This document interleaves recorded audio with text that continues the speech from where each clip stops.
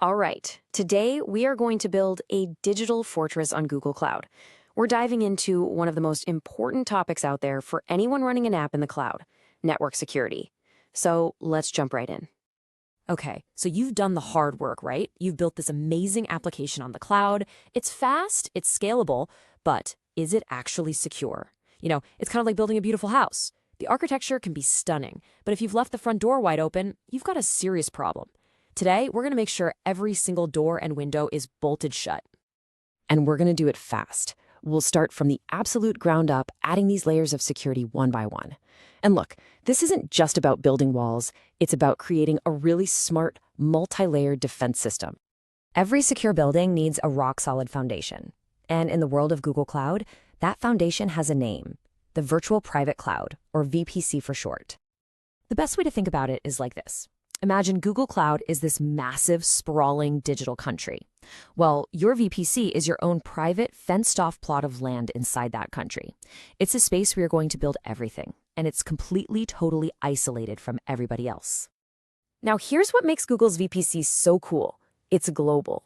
I mean, you can have one single private network for all your stuff, whether it's in Tokyo, London, or New York. They can all talk to each other securely, like they're in the same room. Then you use subnets to kind of divide up your land into different zones within those regions, and you use routes to build the roads that let traffic flow between them. Okay, so we've claimed our plot of land. What's next? Well, now we need to build the walls and install some really serious gates. And that brings us to firewalls. Firewall rules are basically the bouncers for your network. They are incredibly powerful because they inspect every single piece of data trying to get to your virtual machines. They look at things like where it's from and where it's trying to go, and then they make a very simple decision. You're on the list, or nope, you're not getting in. And this brings us to what is maybe the most important security principle of all. By default, GCP firewalls use something called implicit deny. What that means is everything is blocked. All connections, from anywhere, are blocked, unless you specifically create a rule to allow them.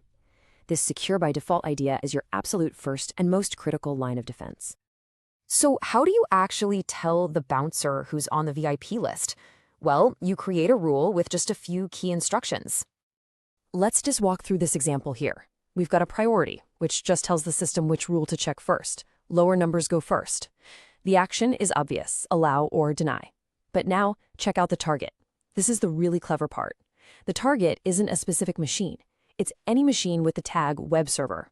This is a total game changer for managing security as you grow. The source here is the whole internet, and the protocol is TCP 443, which is just standard HTTPS web traffic. So when you put it all together, what have we done? We've just surgically opened one specific port to a specific group of servers, while absolutely everything else stays locked down tight. That's what I call precision control. So our firewall rules are great for controlling the general comings and goings on our network.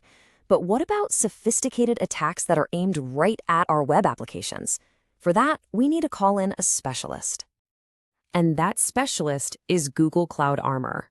Look, if a VPC firewall is the main gatekeeper for your entire property, Cloud Armor is like the highly trained, specialized guard standing right at the front door of your main building, inspecting everyone's credentials and what they're carrying. Cloud Armor sits at the very edge of Google's global network, right in front of your load balancers.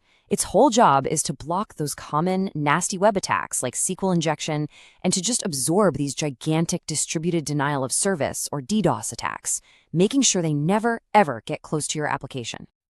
All right, we've got our foundation, our walls, and our specialized guard. Now, let's put all these pieces together and see how they protect a real-world application. We are going to follow the entire journey of one single request from a user's browser all the way across the internet, deep into our system, and watch how our layers of security handle it every step of the way. This diagram right here is the perfect picture of what we call defense in depth. Let's trace it. The request comes in and first gets inspected by Cloud Armor. If it's clean, the load balancer sends it to the web tier. Now here's the magic. The web tier's firewall only allows traffic from the load balancer. Then, the app tier's firewall only allows traffic from the web tier. And finally, the database firewall only allows traffic from the app tier. So what's the big takeaway? An attacker on the internet can never directly talk to your database. It is shielded by multiple independent layers of security. So how can you take all this and apply it to your own projects? I want to leave you with 3 final pro tips that will fundamentally reduce your exposure to attacks. Just 3 core ideas. But seriously, if you master these, you will be set up for success right from day one. First, always practice least privilege. That means start by denying everything and only open the exact specific paths that you absolutely need. Second, use tags and service accounts to apply your rules, not old-school IP addresses. It makes your security dynamic and way easier to manage. And finally, layer your defenses. Never rely on a single security control. It's the combination of a well-designed VPC, those precise firewalls, and cloud armor that creates a truly resilient architecture. So, there you have it. We've laid out the entire blueprint for a secure network foundation on GCP. We've seen all the components and we've talked about the principles that tie them all together. So the only question left is, what will you build and how will you apply these layers of defense to protect it?